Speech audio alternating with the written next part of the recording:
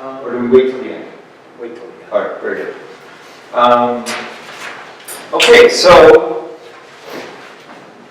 the project got funded because the goal was to reduce the village's problem with disinfection byproducts, which include total trihalomethanes, dubbed TTHMs, and also haloacetic acids, dubbed HAAs. Once, in the initial years of the Saratoga County Water Authority system operation, you were having a lot of violations, and that was because they were learning how to operate the plant. They were figuring that they needed some additional components, as I understand it, from the original design, and over time, their performance has greatly improved. There's a couple tables attached to the information the board has, and they're shown over there on the posted board that show when this started, what your levels were relative to the maximum contaminant level, and anything highlighted over there was a violation at the time, and that effectively led to a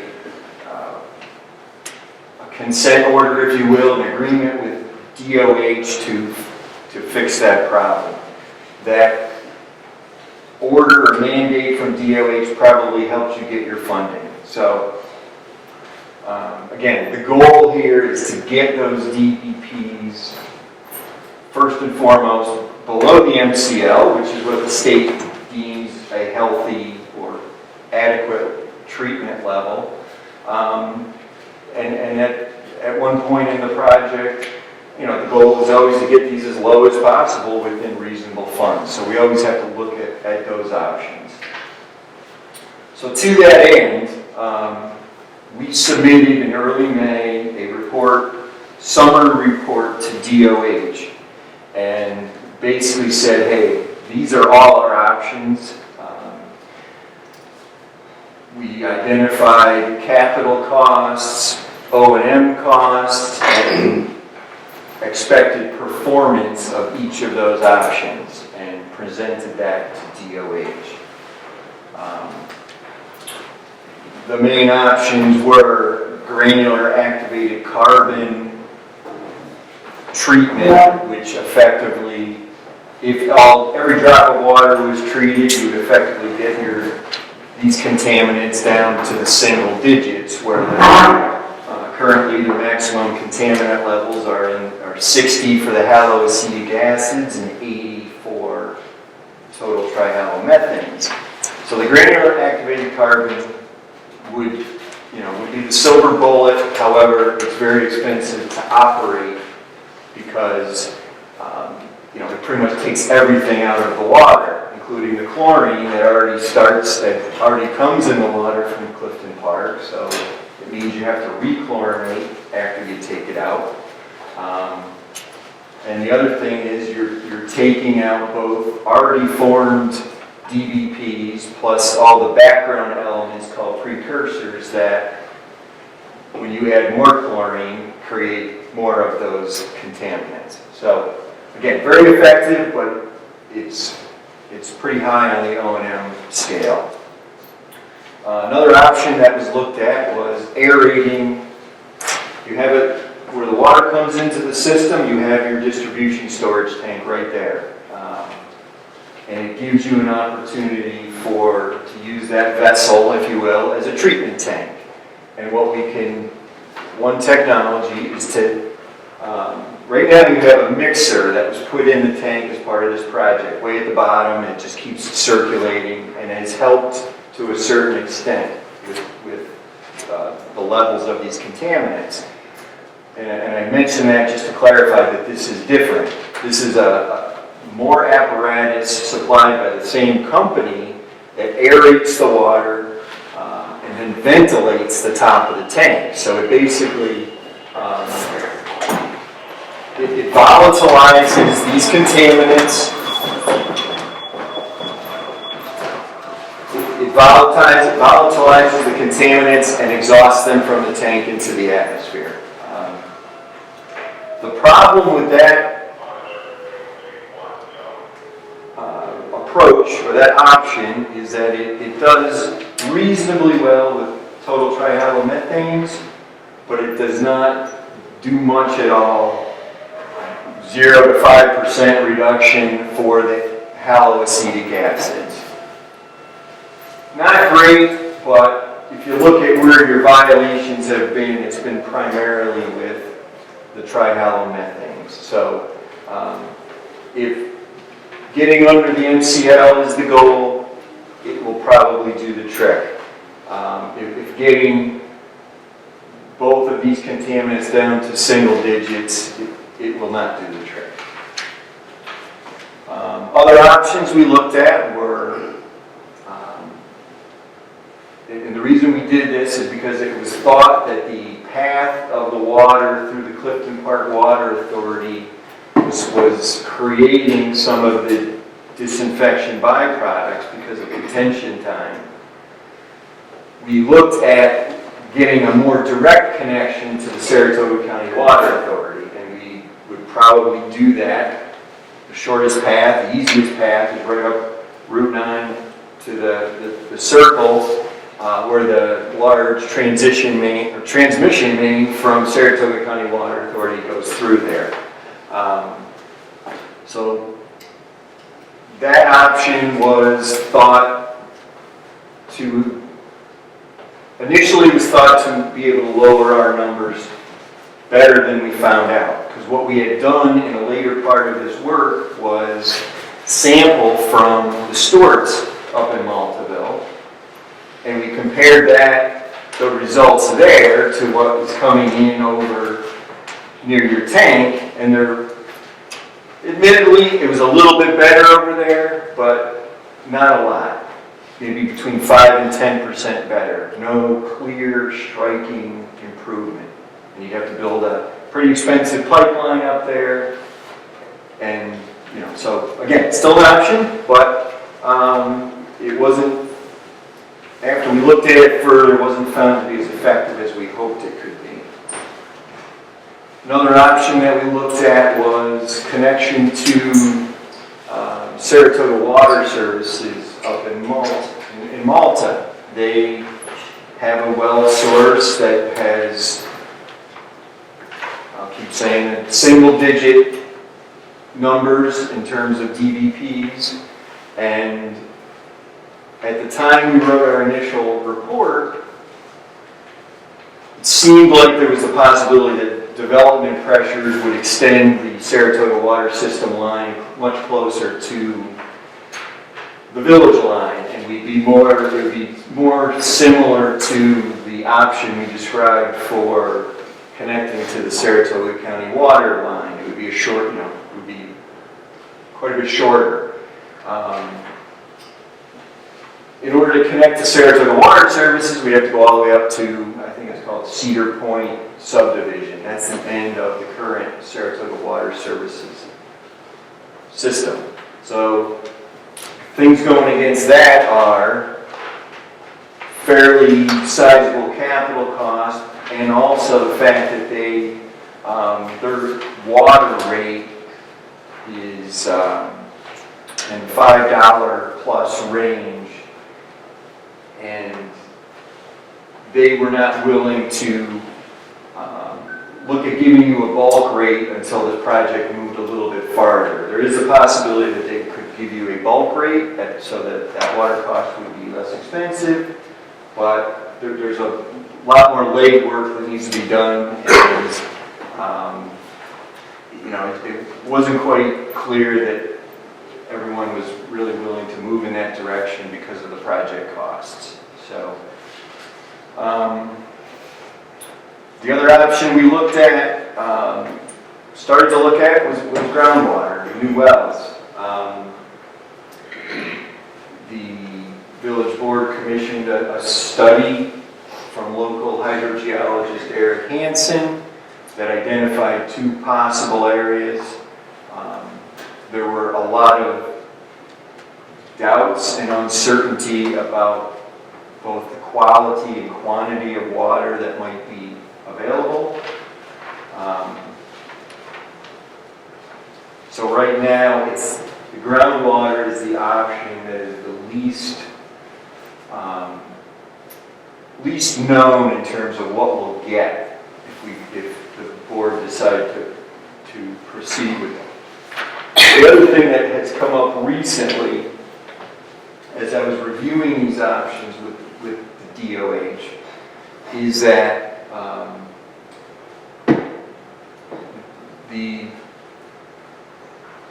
funding for this, it would require a separate funding authorization because we could not, if we couldn't afford to do all the project under our current project, it would not be, you couldn't get more money to finish the project. So their recommendation is you'd have to back up things and wrap up this project and reapply for a separate project.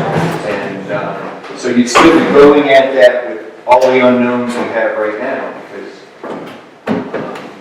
you couldn't go and do test drilling because they would then see that that's part of two different projects. So that's definitely kind of going against any effort to move in that direction. The last option that came up, and I guess I'll say this might be the one we know the least about, is the potential to do something in conjunction with Maltaville. Maltaville's been looking at a water project for several years. It's not very well defined at this point as to where it's going to go. This is even talking with DOH, who's received funding applications. They're just saying it's not moving anywhere right now. Doesn't mean that Maltaville's not going to get an application in time. A map plan report is being prepared now by choosing companies. Okay. So for maybe this next submission for September? So there's a funding deadline for September. I don't know how it dovetails with the funding deadline, but okay. both of them might. Good. All right. So the takeaway, what I got from DOH relative to Maltaville was that they saw the problem with trying to fix your problem and wait for Maltaville, but they said, and knowing that a second source was desirable, they felt that both Maltaville and Round Lake could benefit from an interconnection at some point in the future. So, not a solution to anyone's problems right now, but it was DOH's thought on that matter. In terms of DOH's comments on the other options, I gotta back up a little here. They felt, I talked about granular activated carbon before. We looked at three different options with that. One is treat it all at a very expensive cost. Treating 50% of the water as a balance and treating 25% of the water as a further balance. They felt that the cost of treating it partially wasn't worth building the system and paying for it if you weren't going to drop the levels down. Again, it doesn't mean they want to prove a different approach. It was just the feedback that they gave us. They also felt that, and I kind of hinted at this before, they felt that the direct connection to Saratoga County Water Authority gave us little benefit for the cost, because again, the numbers wouldn't change much. And I think that's why they also feel the same for granular activated carbon at a partial treatment level. They said it's not getting your numbers low enough to make it worth the effort. So, what was somewhat surprising is that they came back and said, while they realized the limitation of the aeration option, they felt that the benefits it would have for trihalomethanes would make it worth pursuing. Again, not that they were endorsing it or anything, they just gave that comment. They told me they understood the issues with connecting to Saratoga Water Services in terms of, because Saratoga Water Services is a private company, it has to be, it is administered or regulated by the Public Service Commission. So there's a whole different process they have to go through, and I think DOH understands that, and they know that that's just going to add to the potential of that ever happening. They definitely understood the problems or the potential unknowns with the groundwater options. You know, they see these projects where communities spend a lot of money looking for water, and sometimes they're successful, sometimes they're not. Sometimes it's marginally successful. So you know, they understand that, you know, that's, while it may be true that clean groundwater may be the lowest cost option, you still have to find that clean groundwater, and you have to find enough of it. So again, they understand those dilemmas with that option. And again, I told you earlier that they're big on the, if Maltaville does something that's somehow interconnected to, given that the systems would be, you know, just over Route 9 from one another, and you can, you know, even if it provides limited benefits for one versus the other at an emergency time, at least it's providing a benefit.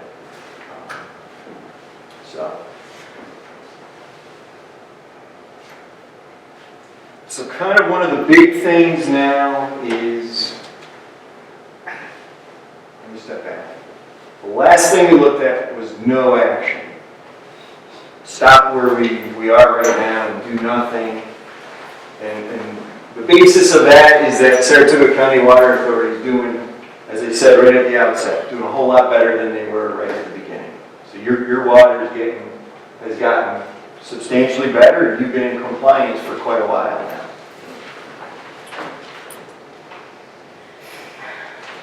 However, DOH said this. Your project not only includes DBPs, it includes other pieces. John's replacing and repairing distribution valves that have failed due to corrosion. That's part of the funded project. There are other similar pieces that aren't directly related to disinfection byproducts. I mean, the generator for the water system up near the tank. Various things like that. What DOH said is that if you don't do something more for DBPs, it's going to be very difficult for them to consider the rest of your work eligible. So instead of you guys putting your pencil down saying we're done, and them saying here's your 60% grant, they could say, you didn't really meet the goal of the project, which was do something more than putting a $15,000 mixer in the bottom of your tank. I mean, that's what the mixer that's in there costs. It's just circulating water around. So what they say is you got to do something else, and that would preserve your 60% grant fund for the other stuff that John's working on. And, you know, we had whether the board is going to pursue this. Another piece of the other stuff was New York Ave booster station to correct some low pressure problems there. That sort of, you know, those are the other pieces of the project. So, you know, at some point the board will need to make a decision on whether they're going to do more, a little more for DBP and preserve that 60% funding, or put your pencil down now and just pay back the loan. Pay back the loan, I guess. Spray aeration, just at the bottom, and that has the $20 per user cost. Did they say whether that was sufficient to have us qualify for the 60%? Excellent point.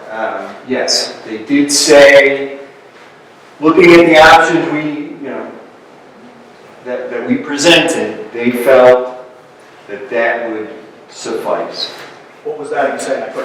The sprayer, they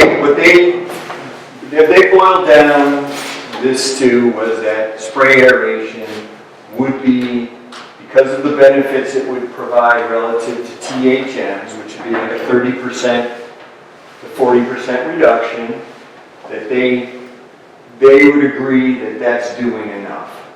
Then we can still get the 60%. Exactly. On all these other things. Exactly. Also, let's just say we did spray aeration now, and then things got worse in the future, and we wanted to either go the wells, maybe in conjunction with Maltaville, because that's always go for a bigger grant and drill with Maltaville, or we want to do the GAC. That wouldn't preclude it, right? That's correct. We'd have to get a new grant. You'd have to reapply. And just as a sidebar, in talking to DOH the other day, I was asking about when the next deadline was, and it wasn't the question I asked, but he said, a year ago or 2 years ago, they said there would be water grant programs through 2022. So we've got a few years, but again, people are going to catch on, and it's going to get a little bit more competitive probably. So, but yes, you have that option of. And also, if you do the GAC, where there is enough in the grant to do GAC, not groundwater, right? Right. There was enough funding in the project to do GAC, and we went in with the grant, the initial report, we put both GAC and aeration as capital That's what I was going to ask pieces. is if we did GAC, two quick questions. One is, you still need to do spray aeration, or is there no point in doing it if you're doing GAC? There would be no reason to do it. Right, because it overlap. Also, the GAC, the costs are quite different if you do 100% or 50%, but getting the funding from them and building the system would be the same, right? We could just decide whether we want to put less than 100%. You get 60 cents on the dollar to build it. If you want to use it, if you just want to barely use it to maintain compliance, they just commented that they can change. Yeah. So we would determine over time how much water we can through it. Exactly. Affect the, As long as you put the minimum through or shut them down, right. there is a minimum flow rate that is required. Okay. All right, so that was that. I talked about distribution improvements. I just want to give the board a status update. Unfortunately, Tom, we can't seem to get a contract. We have this great idea plan, which is John can use one of his go-to contractors who is one of the county bid companies. There's a handful of them. What we've arranged and got conceptually approved by DOH is a contract with this company, Kabricki,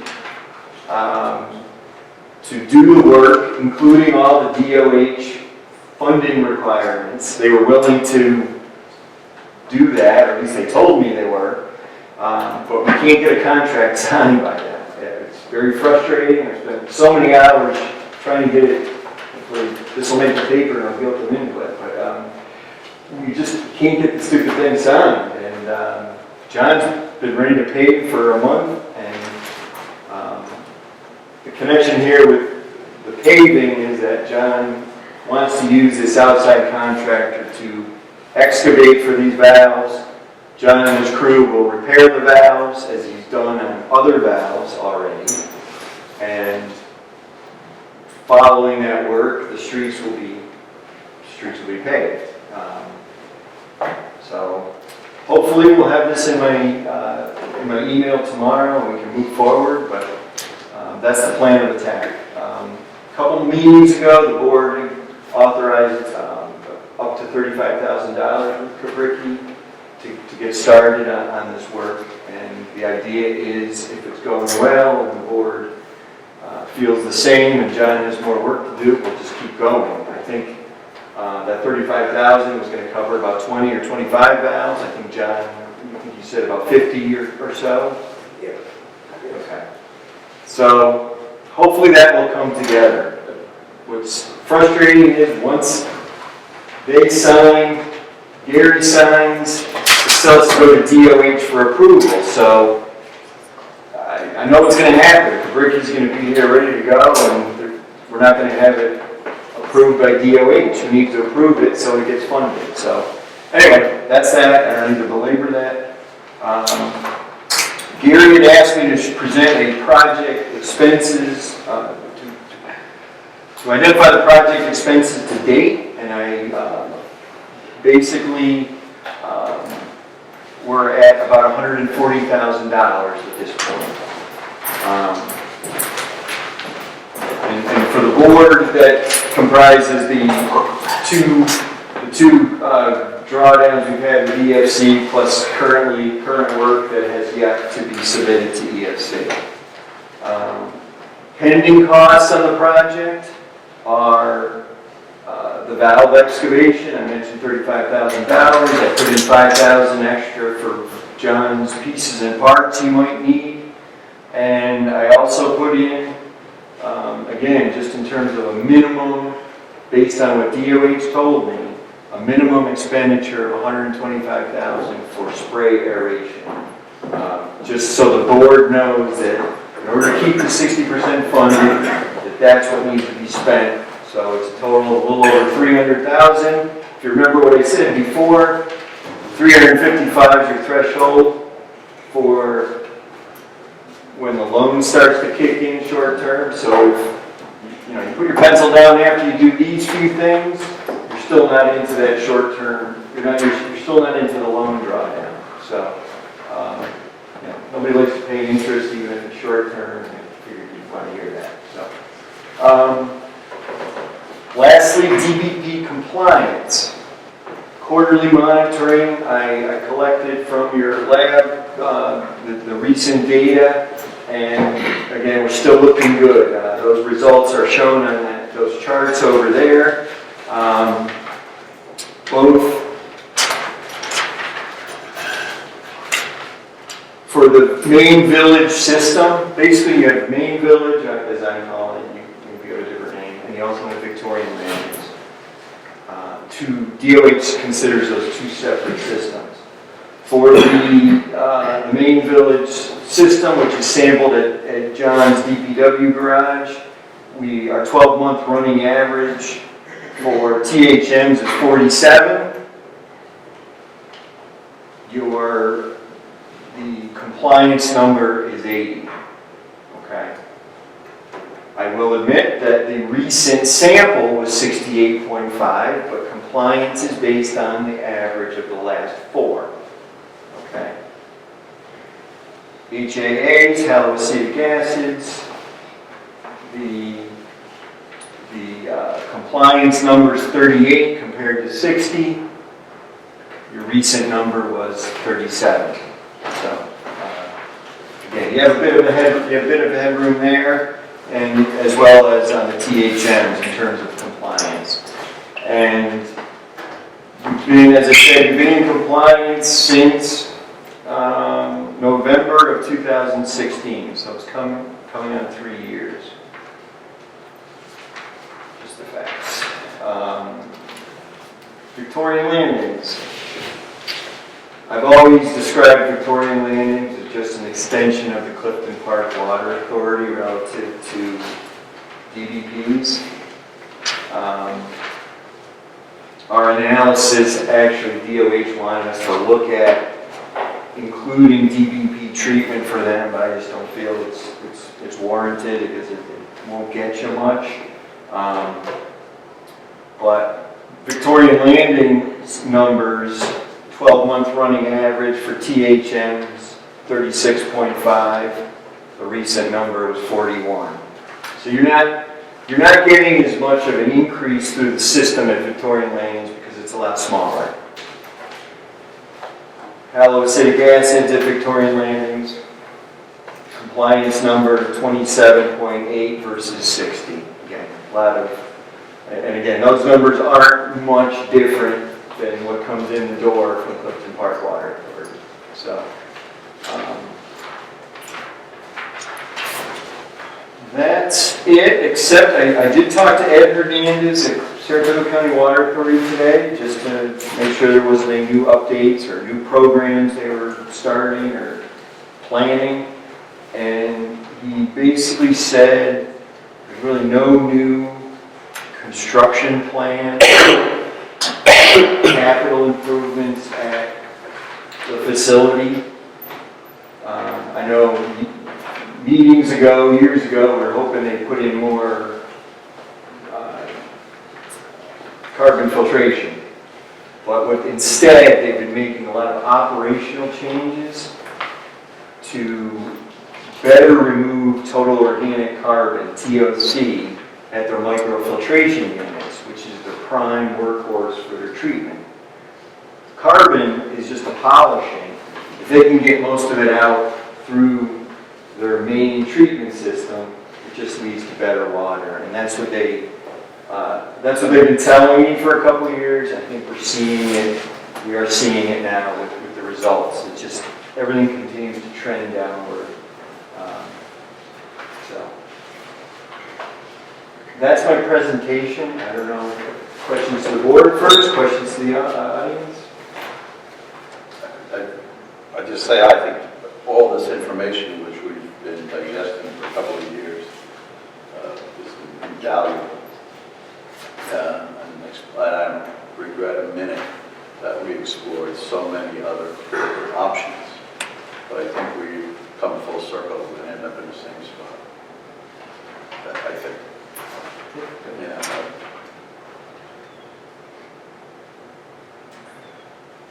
You should explain one sentence here. Pretty sure that's it. What does this mean? Any potential change in the MCO? How did I forget that? I'm sorry. Oh, yeah. One of the concerns that has been brought up is that, and it was a reason when we started this, people were looking to get the number as low as possible, is maximum contaminant levels never go up, right? They're always going to keep going down. And there's an understanding that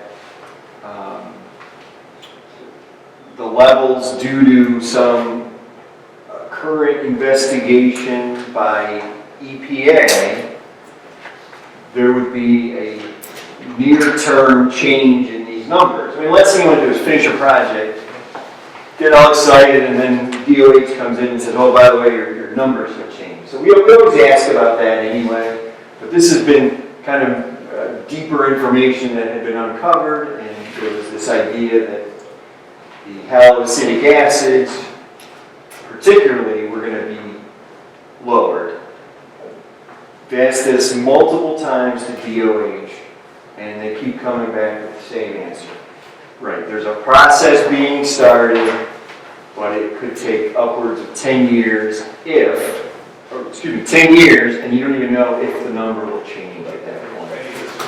Now, they may add a couple parameters to the list, so therefore there might be an effective reduction, but they may do nothing as well. So we don't have the information, unfortunately, to really get worried about that, I think. Thank you. All right, that was it. That was the first item. 4 minutes for questions. Everybody has. So at this point, we're within the limits, basically? We Yes. have been for 3 years? Yes. So, but they want us to do something to reduce them further? Because they gave you the grant, we got DOH. We already spent some of the grant, so DOH is also providing the money, so Yeah. it's a little they're different. providing 60% of the money. That's right. So, what if we do spray aeration at $125,000? Right. That will appease them, That's and correct. we can get our 60% on whatever. That's correct.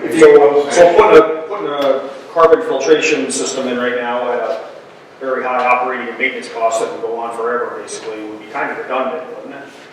Sort of? Right at this point? Right. I would think. But you could, another thing that would appease them would be putting in carbon filtration, even though, It's gonna cost more money. and then running it at a,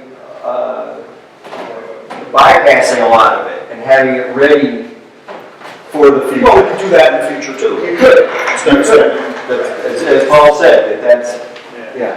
That's what Saratoga does, isn't it? They don't run 100% of their water through the filters.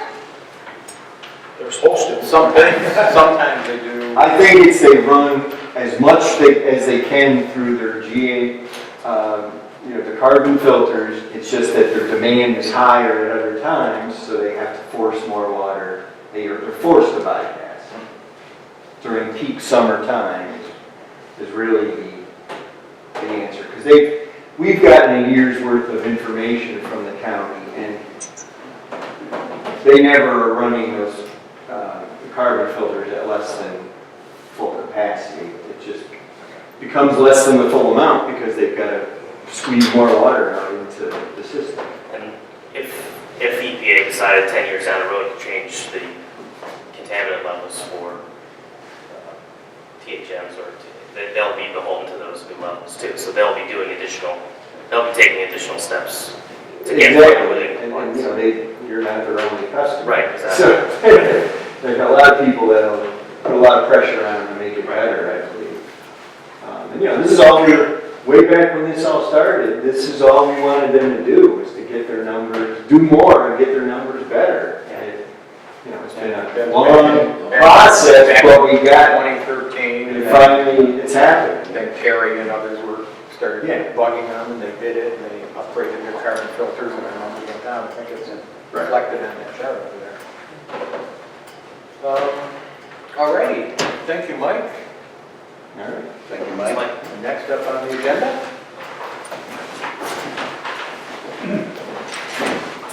Thank you. My name is Mike Mankino. I'm with Lansing Engineering. I'm here representing Peter Belmont. I also want to give the name of Shabbat, who's Mr. Belmont's attorney. We're here tonight to just request a modification of the approved plans for the Hilton Estates PDD, and which is also known as the Griffin's Ridge subdivision. Just a brief history. I had passed out to the board members before the meeting 3 sheets stapled together. The first sheet basically is the PDD that was approved by local law number 2 of 2013 by the village board. It also reflects the subdivision line